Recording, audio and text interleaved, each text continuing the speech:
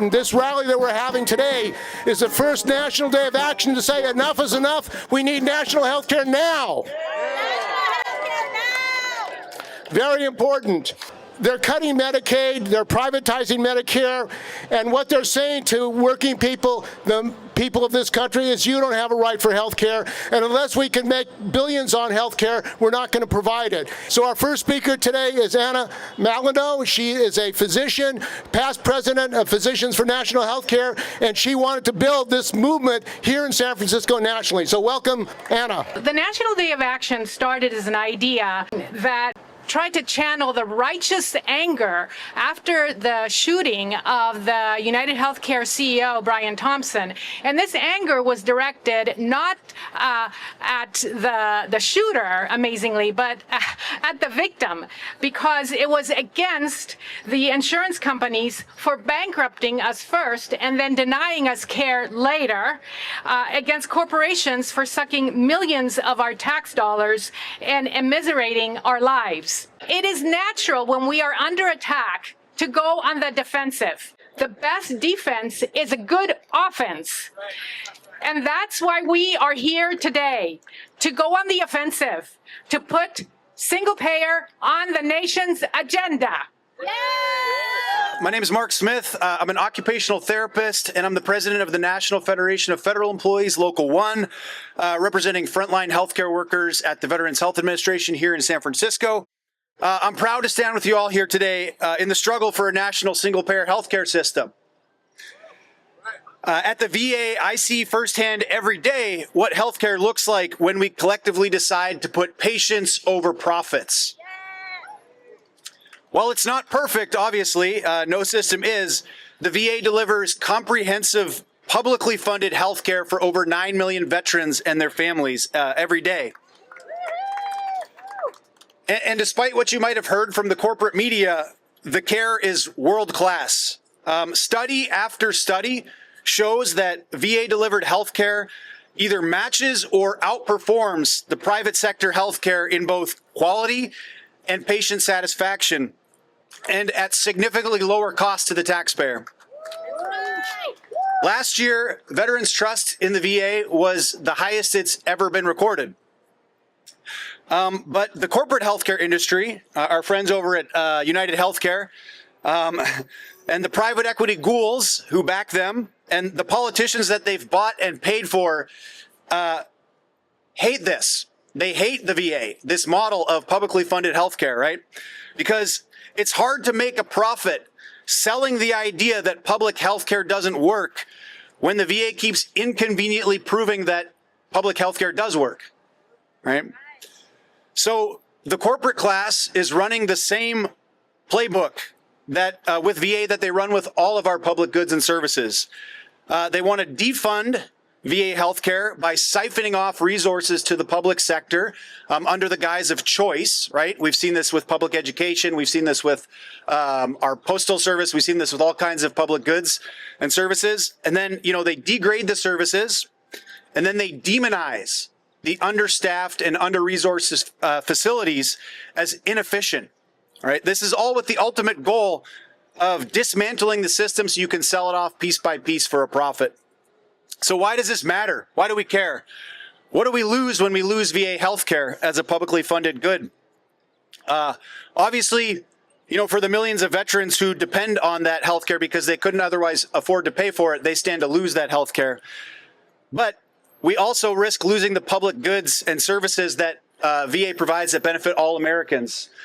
The VA trains thousands of healthcare professionals every single day who then go on to serve civilian communities. 70% of American physicians do at least one rotation at the VA during their training. The VA's publicly funded research program develops treatments that we all benefit from. The implantable pacemaker, the liver transplant, the nicotine patch, the CAT scan, the list goes on. VA has had a hand in many of these innovations that we all benefit from. And many folks don't know this, but the fourth mission of the VA is to back up the civilian healthcare system during times of national emergency. So we saw this most recently with the COVID pandemic. VA provided medical support and emergency services in 38 states during the COVID pandemic. when the private sector healthcare system was overwhelmed. No private system is going to provide all of these functions because they don't generate profits. But most of all, if we lose the VA, we lose one of the best functioning models we have in this country of a publicly funded healthcare system. And we're all here today, presumably because we share the belief that healthcare should serve people and not shareholders.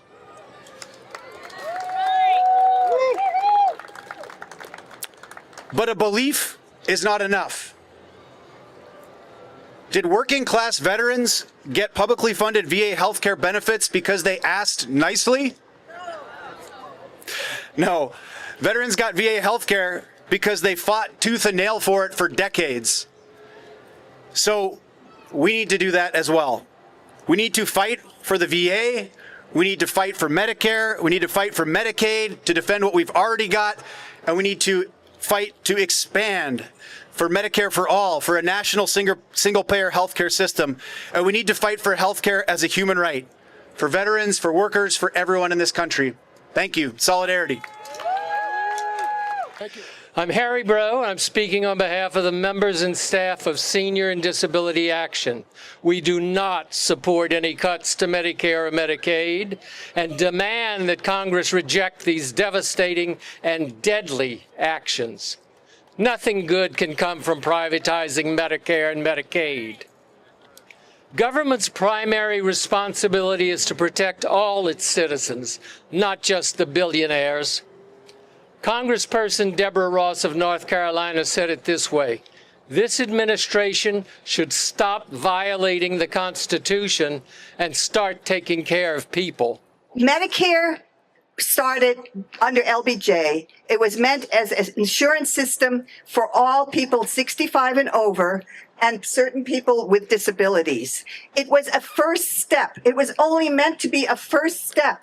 It was meant to start a movement to provide improved Medicare for all, And we're still a little behind the times here. But I'm here to say, instead of us getting Medicare for all, we're having Medicare piratized by middlemen who are for profit, who want to extract money out of our Medicare trust fund.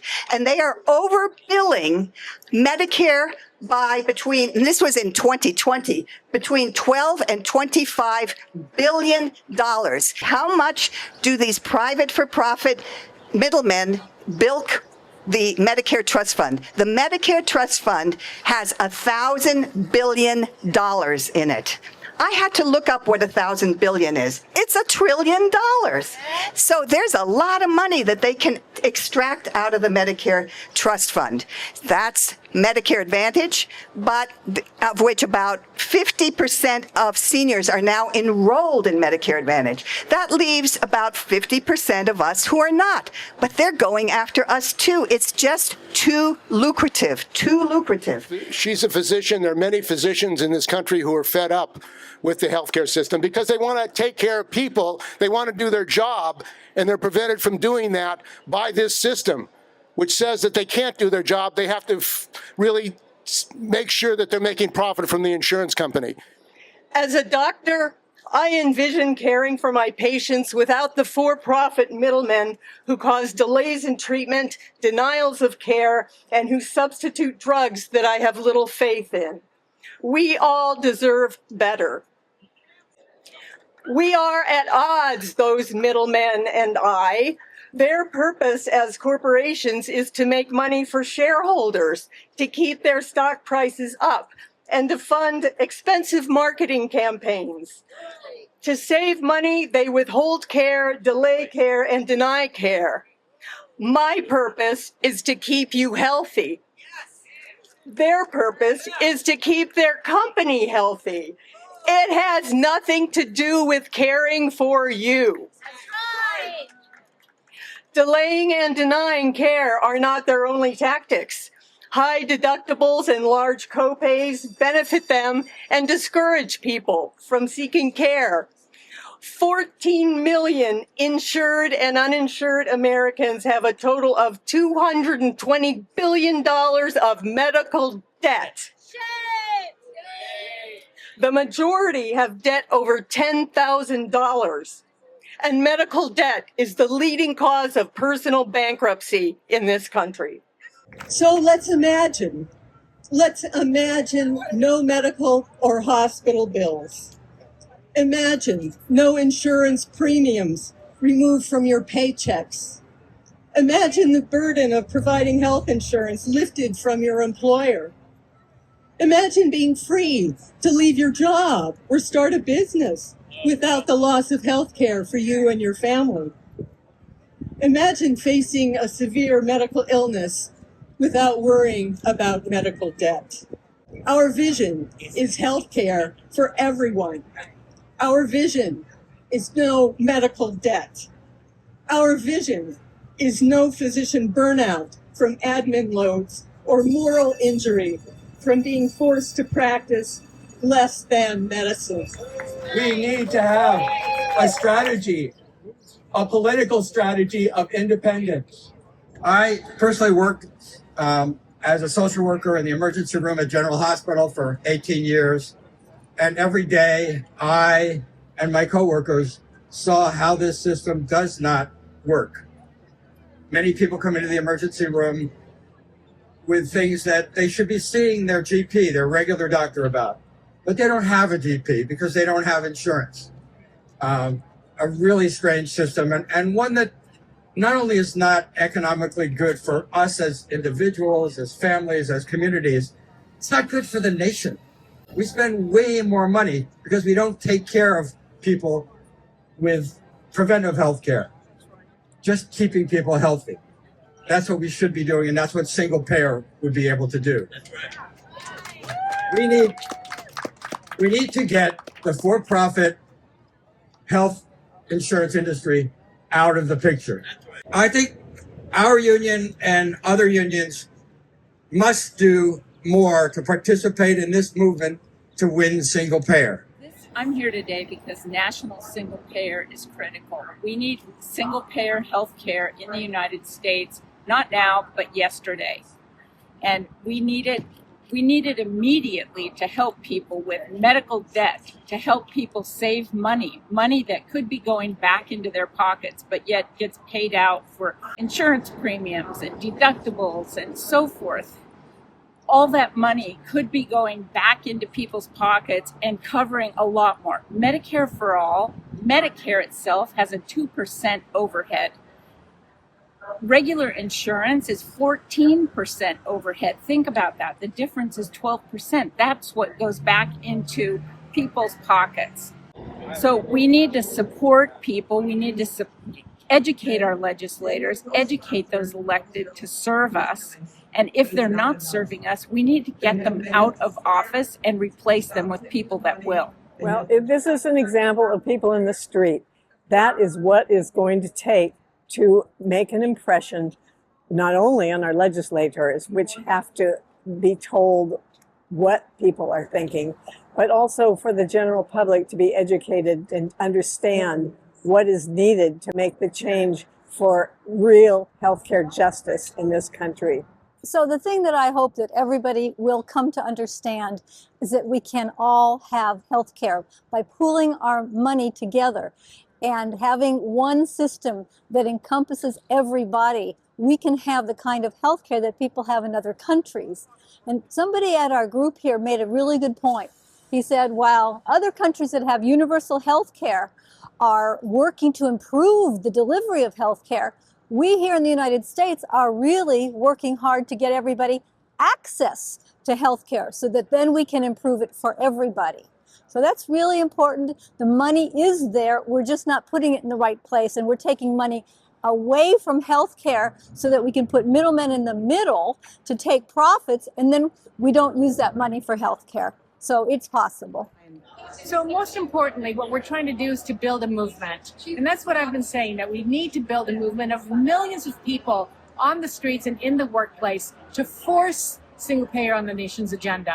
So as I was saying before, we have a bill in Congress and in the House and in the Senate, but it's not enough for our Congresspeople to sign a bill. They need to make this a public fight. And that's why it's going to take millions of us in a movement to force labor unions to make this a public fight, to force members of Congress to make this a public fight. That's what we need, and I think that that's how we're going to achieve single payer, free from profit for everyone. Watch out.